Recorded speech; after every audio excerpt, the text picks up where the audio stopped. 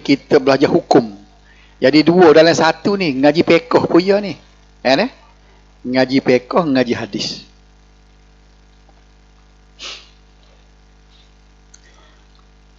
Okay. Bismillahirrahmanirrahim. Hadis yang ke-13, halaman 16. Haddathana Abdullah ibn Maslamah. Haddathana Abdul Aziz an Daud bin Salih ibn Dinar At-Tammar an ummihi an Aisyah qalat anna Rasulullah sallallahu alaihi wasallam qala fil hirrah innaha laysat bijanasin innama hiya minat tawafina alaikum. Rawahu Abu Dawud. Hadis 70 yang dinilai sebagai hadis sahih. Sebagaimana biasa, untuk panduannya, warna kuning itu di TV ni ialah sanadnya. Bermula maknanya bila Abu Daud yang riwayatkan hadis ini, Abu Daud ambil hadis ni daripada Abdullah bin Maslamah. Sebab tu dia kata haddatsana, telah berbicara kepada kami oleh Abdullah ibnu Maslamah. Siapa kata? Abu Daud kata. Okey. Kemudian Abdullah ni ambil daripada Abdul Aziz. Abdul Aziz ambil daripada Daud bin Saleh bin Dinar At-Tammar. Daud ini pula ambil daripada maknya ummihi. Maknya ambil daripada Aisyah. Aisyah mendengar Rasulullah sallallahu alaihi wasallam bersabda. Itu sanad ya. Matan hadis itu warna merah. Innaha laysat bijanasin innama hiya minat tawafina alaikum. Ini perkataan Nabi. Faham dah? Ini metodologi kita dah belajar dah. Terjemahnya, telah berbicara kepada kami oleh Abdullah bin Maslamah, kata Abu Daud. Kemudian Abdullah Maslamah kata telah berbicara kepada kami oleh Abdul Aziz daripada Daud bin Saleh ibn Dinar At-Tammar, daripada ibunya, daripada Aisyah radhiyallahu anha, katanya, kata Aisyah, bahawa Rasulullah sallallahu alaihi wasallam bersabda, sesungguhnya kucing itu tidaklah najis, ia adalah haiwan yang berkeliaran di sekitarmu. Hadis ni nak tunjuk keistimewaan kucing. Ingat ada hadis tentang kucing. Kucing ni tidak najis, tapi tidak najis pun bukan boleh makan, tapi tidak najis dia tu. Okey.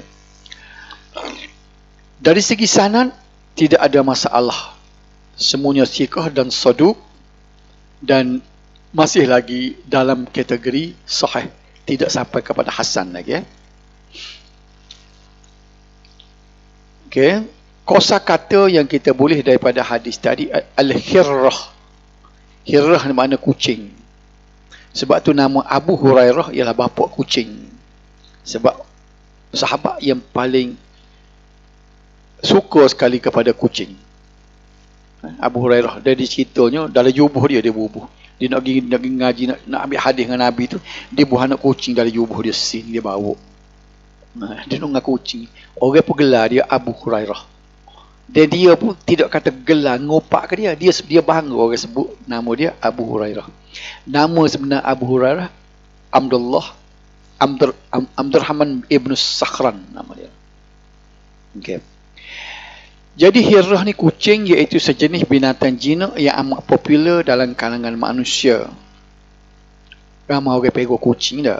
Jadi kalau pegang kucing itu satu benda yang tak ada masalah lah. Maknanya satu benda yang amat baik lah. Rumah saya ada berapa ekor lah ni? Ada 14 ekor dalam sangkah kau. Siapa dia biasa pergi duduk dalam sarih kau. Dia kalau kita ni, pasal ini Nabi berpera, sahabat-sahabat ni, amalan Nabi dan sahabat. Okay. Bila dia sebut laisat binajasin, bukan najis, iaitu suci. Oleh itu kucing walaupun binatang yang haram dimakan, ia tetap suci. Maknanya kalau dia, ketika dia hidup lah, walaupun dia duduk tika semaya kita. Kita riba bila-bila semaya pun boleh. Sebab dia tidak najis. Okey. At-tawafin. Ini makna tawaf supaya kita tawaf Kaabah. Tawaf maknanya mengelilingi. Kalimah jamak bagi tawaf yang bermaksud banyak berjalan dan mengelilingi sekitar sesuatu. Sebab tu kita tawaf Baitullah dia panggil tawaf. Sebab kita tawaf maknanya kita banyak berjalan keliling, 7 keliling dah. Ia juga boleh diertikan sebagai pelayan. Mana tawaf tu keliling. Sebab tu orang pergi umrah pergi Mekah dia kata lepas tawaf Baitullah tawaf Kedah pula lah. Mana pergi jalan keliling. Oleh itu seekor kucing diumpamakan sebagai pelayan yang berulang-alik menemui tuannya dan berlega-lega di sekitar. Justru digunakan lafaz jamak untuk yang berakal atau tawafin. Biasanya perkataan tawafin ini diguna untuk makhluk yang berakal. Tapi diguna juga Rasulullah guna untuk kucing menunjukkan seolah-olah ia makhluk yang berakal. Sedangkan kucing ialah seperti binatang lain tidak berakal. Nampak tak?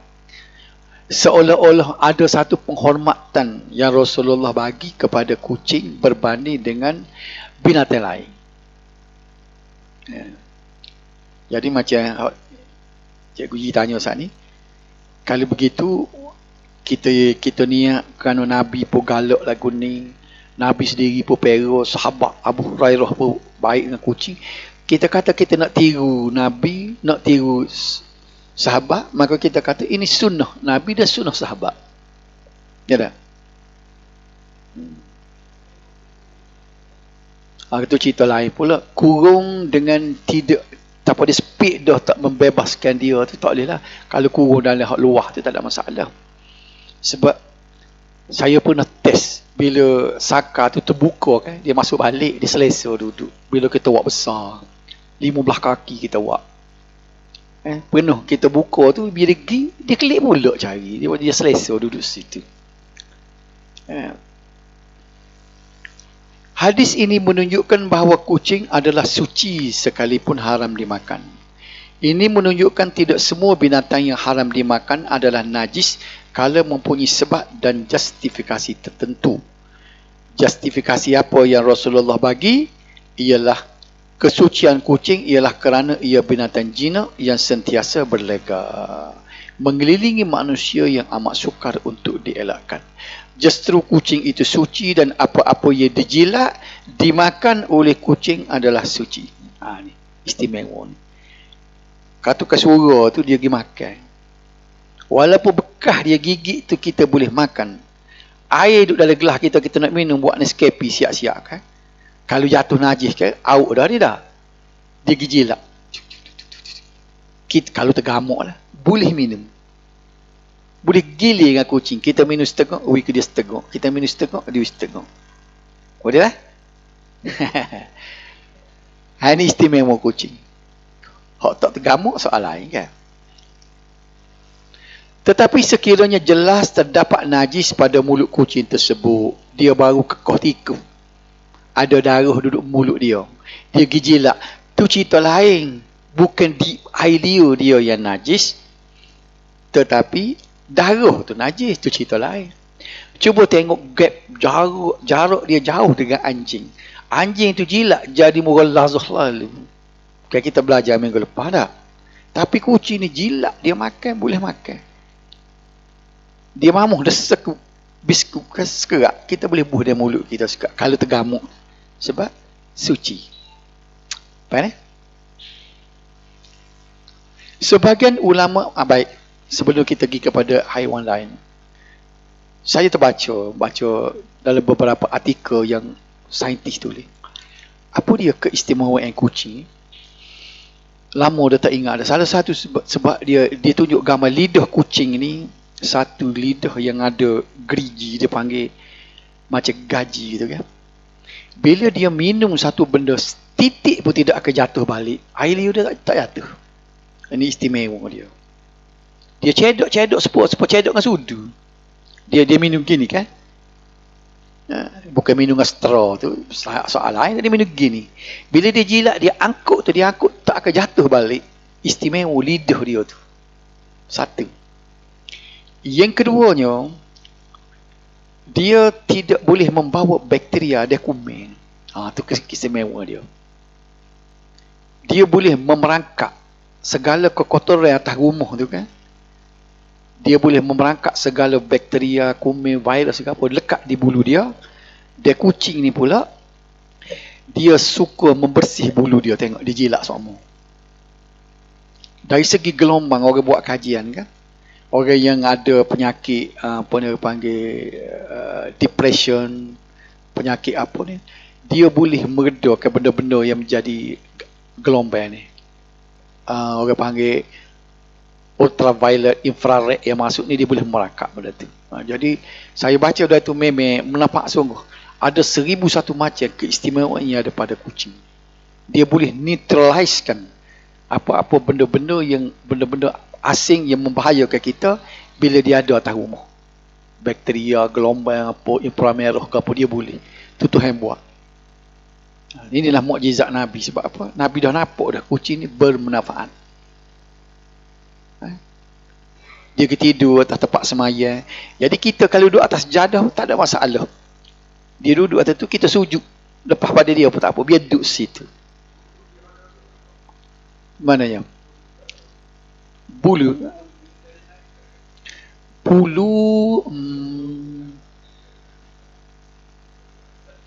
ya di sini ulama bincang kalau mengikut dalam kitab kitab Jawi kita, dia kata najis.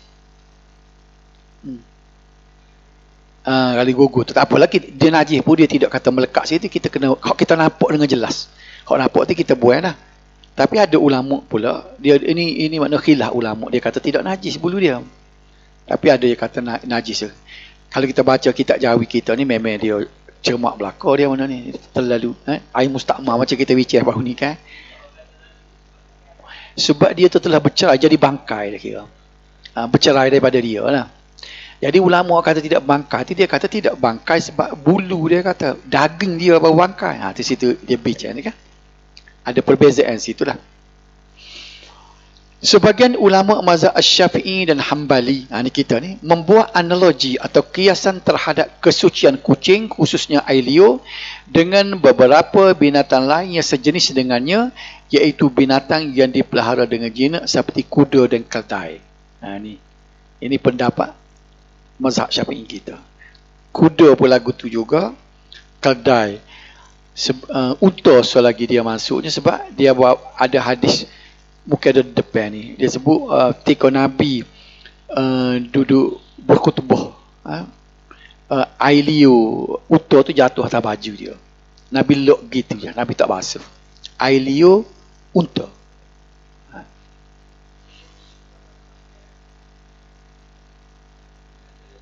Itu dia istimewa dia, walaupun dia binatang tak boleh makan, tapi dia ni di akad istimewa dia tu, dia tidak najis, tak boleh makan tapi tidak najis. Sebab dia at-tawafin tadi. Sebab tu dia ada hadis khusus. Macam kuda keldai ni dia bincang dalam hadis lain pula. Okay. Ataupun haiwan yang suka dihindari seperti tikus atau binatang yang dikategorikan sebagai serangga halus seperti semut, lalat, lipas dan sebagainya. Okey. Di analogi je kan. Hal ini adalah berdasarkan kepada kaedah umum, sebarang kesulitan boleh membawa kepada kemudahan. Ingat dulu kaedah kita, al-masyaqqah tajlibut taysir, kaedah usul fiqh. Al-masyaqqah tajlibut taysir, sebarang kesulitan boleh membawa kepada kemudahan. Ini hukum fiqh dia. Bila kita berasa payah, dia bagi kelonggaran. Kelonggaran hadir apabila berlaku kesulitan. Ada kaedah dia usul fiqh. Hak ni sepatutnya kita nak belajar semester ni negati hadis ni. Cuma Datuk Johari kata heavy, takut boring orang duk bincang lagu tu kan, main kaedah so kaedah. Kalau nak belajar juga nanti semester tambahan lepas kombo. Nak belajar juga ida usul fiqh sana. Ni kita ke bincang ni al-masyaqqah tajlibut taysir, satu kaedah dia. Qawaidul fiqhiyah.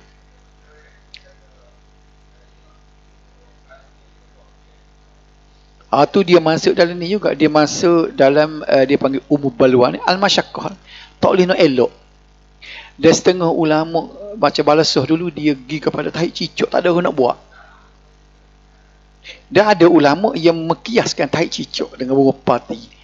Ya jamin dulu sebabnya atap dia tak ada ceiling dulu kan, kok celah-celah bahatok lo tahi cicak. Tak cakap nak buat. Jadi dia kata balwa, dia bagi benda tu tak boleh nak elok. Masuk dalam kaedah ni al-masyaqqah tadi. Ya. Nabi sallallahu alaihi wasallam bersabda, innaha laysat bi najasin, merupakan dalil bahawa seluruh anggota kucing adalah suci. Pendapat ini merupakan pendapat jumhur ulama dan pendapat yang lebih tepat berbanding dengan pendapat yang hanya membataskan kesucian kucing hanya pada jilatan dan sentuhan mulut. Dia kata pendapat jamhur kata bukan sekat mulut dia, tubuh dia apa pun dia suci ke belakang kan. Sepatutnya binatang yang tak boleh nak tak boleh makan ni, kita tak boleh layan begini sebagaimana kucing kan. Perbezaan pendapat ini berlaku disebabkan perbezaan pemahaman hadis serta perbezaan illah atau sebab sesuatu hukum. Itulah sebab berbeza pandangan ulamanya. Istifadah, intisari yang kita boleh daripada hadis tadi ialah kucing adalah antara binatang yang haram dimakan tetapi suci. Apabila kucing menyentuh atau menjilat sesuatu makanan atau minuman, ia adalah suci dan tidak najis. Sebarang najis yang sukar untuk dihindari adalah dimaafkan. Najis juga tapi dimaafkan. Super serangga ni kan, dia najis. Lipah mapuh. Dia najis tu, bangkai kan. Tapi dimaafkan. Itu ada depan kerana tidak mengalir darah apa semua kan. Dimaafkan. Bila sebut najis dimaafkan, ialah bila dia ada dengan sendiri. Jangan sengaja. Ini ulama-ulama bincang juga. Dalam kitab-kitab fiqh dia, najis yang dimaafkan, kalau sengaja dia jadi najis juga. Dia jadi benda hukum dia tak menanggung najis. Katakanlah, kita duduk tengah semayang, kita tak sedar, tengok-tengok ada lipah duduk dalam poket baju. Najis ke tak najis? Najis. Tapi najis dimaafkan. Tak ada masalah. Sebab dia masuk sendiri. Lain pula kita nak semayang, kita ambil lipah hak mampu dah, bubuh dalam poket. Hak tu tak boleh lah kata. Sebab najis yang dimaafkan bila dia dengan sendiri.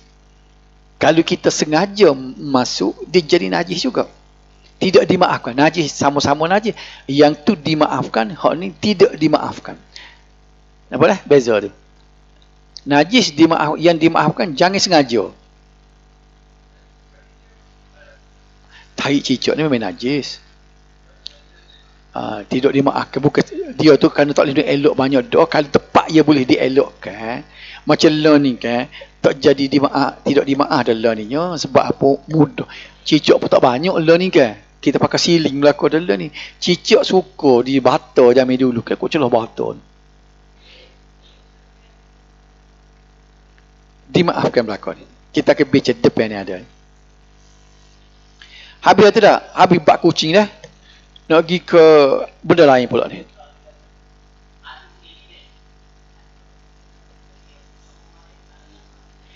Apa dia?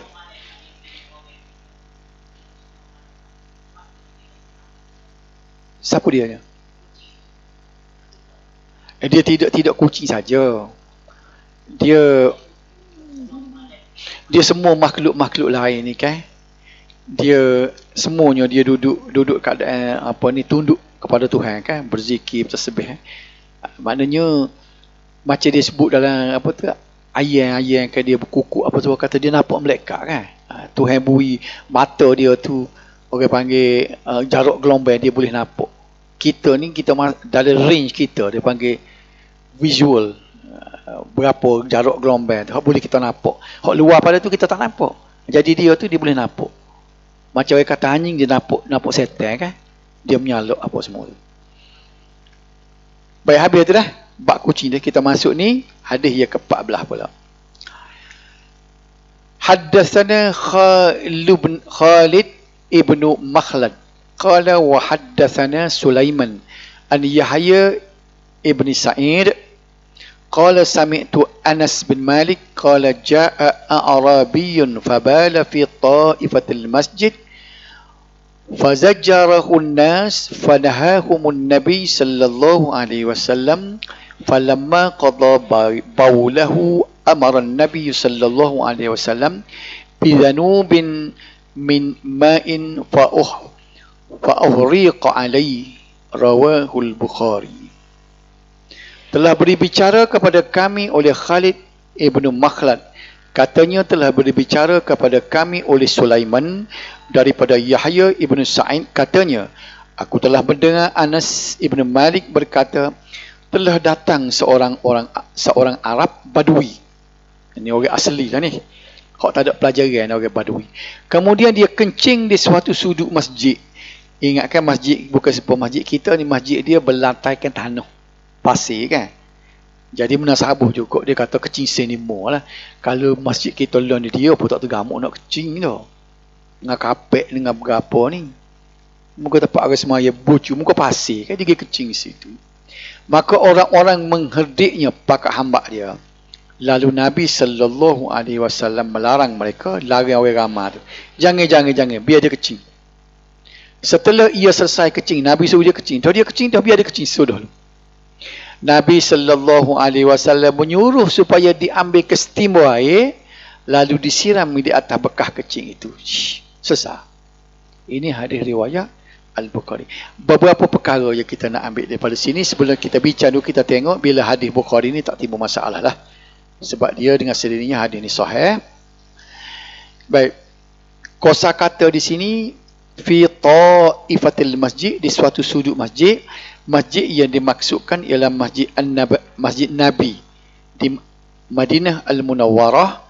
Manakala ta'ifah ni ialah bahagian ataupun sudut masjid. A'rabi, orang Arab yang dinisbahkan kepada orang Arab yang tinggal di kawasan pedalaman. Lelaki itu dikatakan Zul Huwaisirah Al-Yamani. Ada pula yang mengatakan Al-Aqra Ibn Habis. Fazajjarahun nas, lalu orang ramai mengherdiknya, bertujuan untuk mencegah Arab Badui tersebut daripada terus membuang air di masjid. Baik, hadis ini menunjukkan bahawa air kencing adalah najis mutawassitah. Bukan macam anjing bau ni najis mughallazah kan. Kena basuh dengan 9 kali basuhan, satunya ialah tanah. 7 semua kan. Tapi ini hadis mutawassitah, selalu hijau tu mustawassitah ni. Ni saya jangan tak ada S ni. Tertekan huruf S, mutawassitah. Jadi najis mutawassitah memadai dengan basuh dengan air sahaja. Tak payah dengan tanah sebagaimana anjing minggu lepas. Baik. Hukum membersihkan tempat yang terkena najis kencing seperti pakaian, lantai dan sebagainya adalah wajib sehingga najis tersebut hilang. Kena buang dulu. Kita basuh sehingga ain.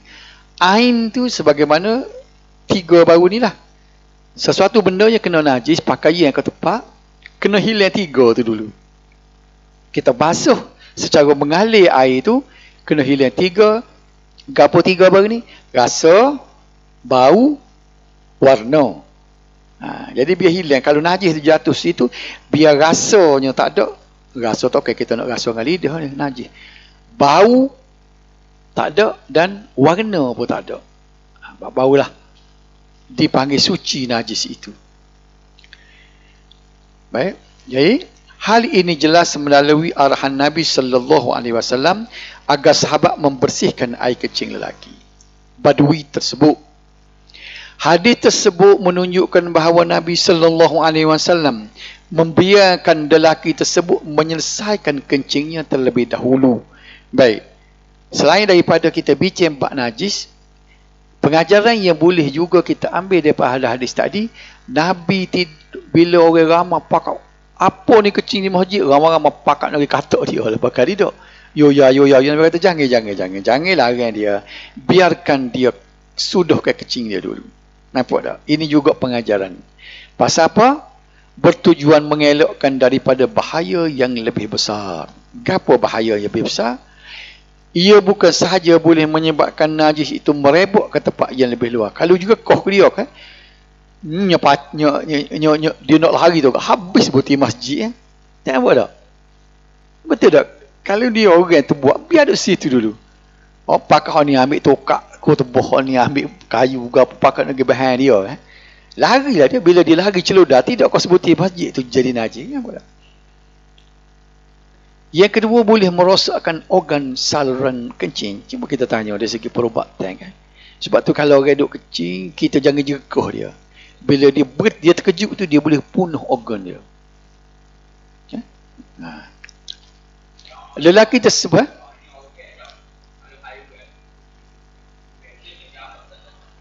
tak masalah ni. Kita takut bila kita hambak dia, dia tergabur banyak.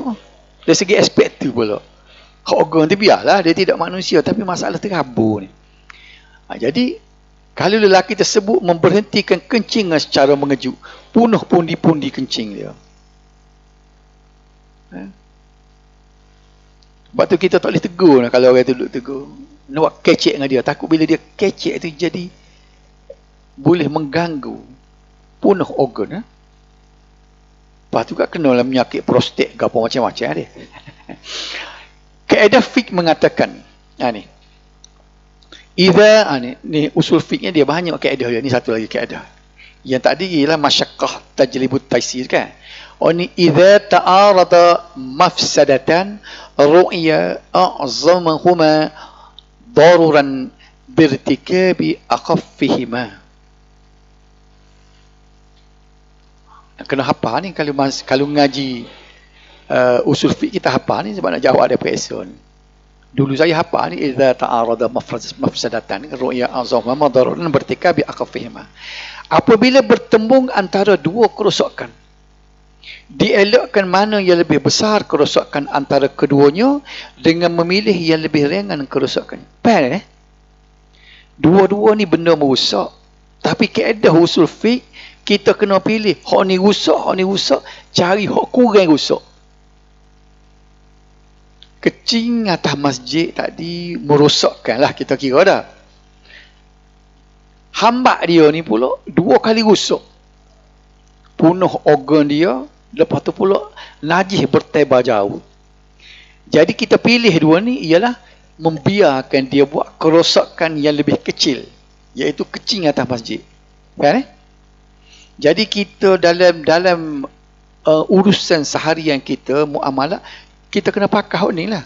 Sebab itulah kita tanya mufti ke orang fatwa ke apa, bila dia tengok nak buat guana ni, benda ni rusak, kita cari hak kurang rusak. Ini kaedah dia.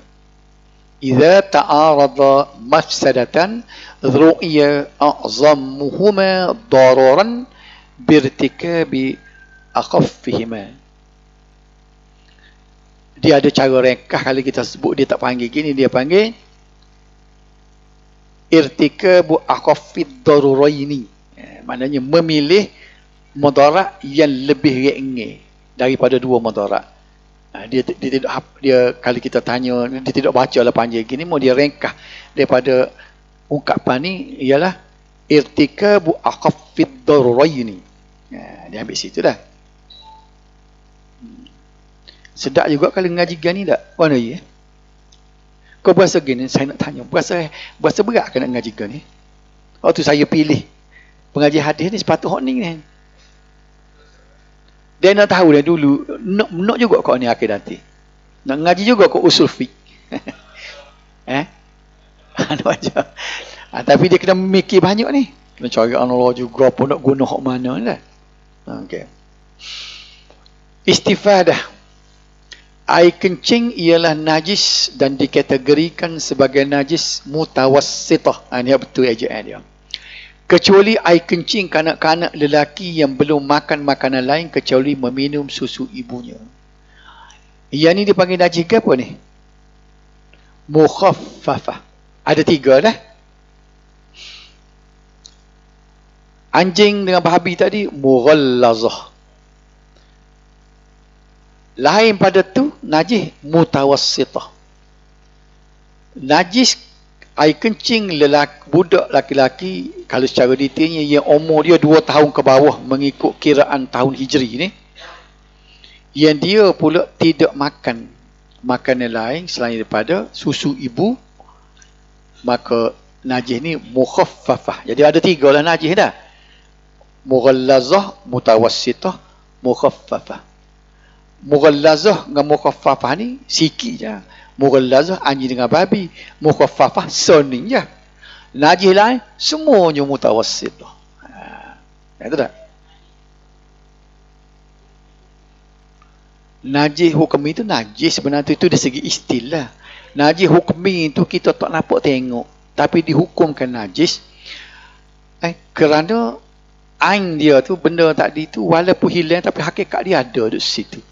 Mana dia hilang kerana bukan dengan kereta basuh. Dia tak ada rasa. Dia tak ada bau. Dia tak ada warna. Tapi dia najis juga sebab tak pernah basuh.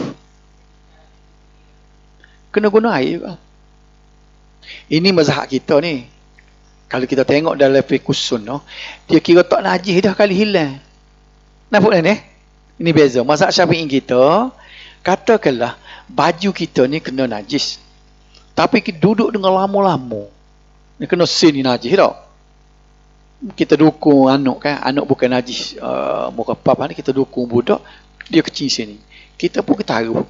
Taruh seminggu kan. Bau tak ada. Warna pun tak ada. Ras tak ada. Dia support tak kena.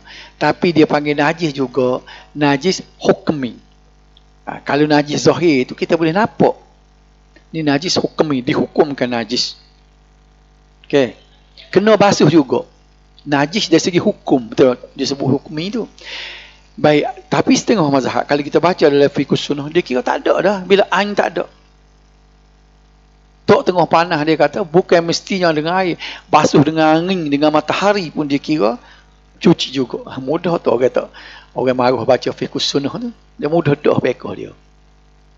Betul tak?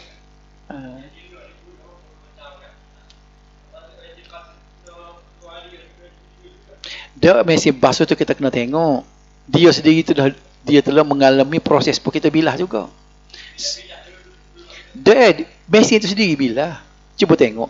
Dia masuk air, dia peruh waktu tubik ke bawah. Masuk air, serupa juga kita berpaik peruh jatuh ke bawah. Kan tak? Mesin basuh serupa. Aku tengok cara mesin basuh. Dia masuk tu, katalah dia najis. Dia tidak kata dia gau-gau pakai akak gitu dah. Dia peruh-peruh sampai kering suruh dah. Tubik. Pada masuk air pula subilah. Tubik gitu dah. Jangan kita pakai orang hok tak pernah tengok mesin basuh kan. Mula-mula tubik mula. Mengajarlah dia di masjid. Dia kata basuh dengan mesin basuh. Ikut mesin lah nak warna-warna pun dia kata. Apa kita ambil dia kata. Tak boleh kena klik belah semula. Dia tak tengok benda. Kita kena tengok tu. Sebab itulah ulama-ulama sebelum beri fatwa, kita kena biar dia faham dulu benda tu. Dia tahu hukum saja, dia tak tepat dia hukum, dia kena tengok benda tu. Lagu mana proses dia buat. Okey. Kemudian apabila tanah dan seumpamanya terkena najis, hendaklah disucikan dengan menyiram air ke atas. Ni tengok ni. Kalau atas tanah, dia tidak serupa atas minggi ni. Hak tu dia kena mengalir. Tapi tanah tu dia kira mengalir dah. Kita cuah ni, dia turun bawah. Mana tanah lapis yang atas tu telah suci. Nampak tak? Macam di masjid Nabi dulu kan. Masjid pun dia berlatar ke tanah. Bila ada najis atas tu, air kecing tadi, dia Nabi suruh siram atas tu, air kecing apa semua turun ke bawah. Atas ni sudah jadi, sudah jadi suci. Jangan ambil kias apa yang Nabi buat tu kepada masjid kita lah ni. Sebab masjid kita latas pun ni. Cuah gitu duduk situ. Pas nak buat guana. Tengok ni. Nak buat guana. Dia kena mengalir. Katakan air kecil kena sini. Sini. Kita buat gini dah. Ya. Ni kawasan kena air kecil ni. Duduk situ. Kita buat guana. Latar. Tak kena basuh sebutir rumah. Kita buang dulu. Kita buang lak dulu. Lepas tu kita bubuh. Yang kedua ni untuk hilang ain dia. Nak sabun nak gapo. Jangan luah biar lepas sikit pada dia. Bubuh sabun bubuh gapo biar dia hilang gosok. Hilang ain dia dah. Sekarang kita nak bilah ni, kira tak? Bilah ni kita buat sini. Besar sikit pada ni. Bubuh air besar pada ni. Lak dengan kain. Lepas kita kata tidak mengalir. Mengalir juga. Mengalir ke atas. Mengalir ke kain. Dia mengalir. Tidak nanti kau nampak 7 loken. Tak. Mengalir ke atas. Kan eh? Kalau ingat dulu kan, kalau kena kan sebab sudah budak kerja habis putih dia buat. Boom. Tu kerja leluh ke panggilnya. Kita buat sepuluh ni kaedah dia. Mok pun tak apa dah lah. Mok lepas pada tu lah. Macam di Mekah kan, ramah kan kadang-kadang orang tu terkecing depan Kaabah ke Belana kan, tengok dia tak. Dia buat lagu tu kaedah dia nya. Dia buang tu dulu, lepas tu dia besar tu, dia mok balik. Faham eh? Tu cara dia. Kalau kapek seni, buat lagi. Kita kata atas latar ni kan. Katakan anak kita kecil, tak payahlah kita basuh semua sekali. Buat supaya tak dia. Lak dulu, biar kering dulu. Lepas tu kita buat air dia. Buat air dia kita cuci. Jangan bubuh go air tu jadi sudah.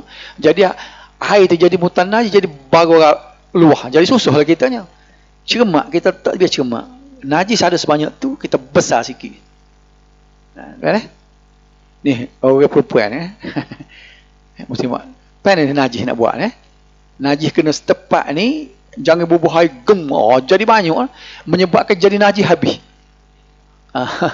Jadi kita buang dulu, lak dulu. Buang tu dulu. Lepas tu bubuh air untuk nak basuh dia ni, bubuh besar sikit pada dia. Besar sikit pada dia.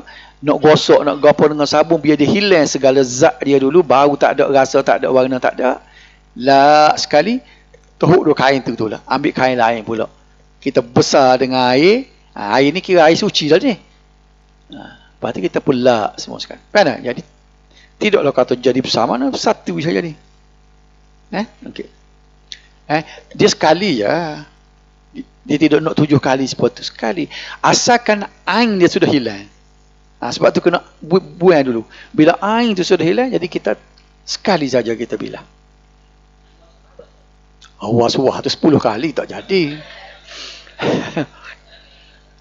Orang was-was terkebir dekat habis waktu, tak cakap boleh masuk lagi, tu cerita lain was-was dah.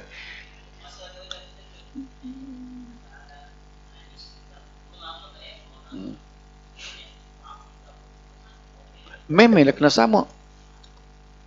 Kereta mana? Dia tayar. Orang tayar tu tak boleh, orang tak buat apa dah muka kita pun. Kira macam dimaafkan dah. Tak boleh apa dah tu tayar tu nak basuh.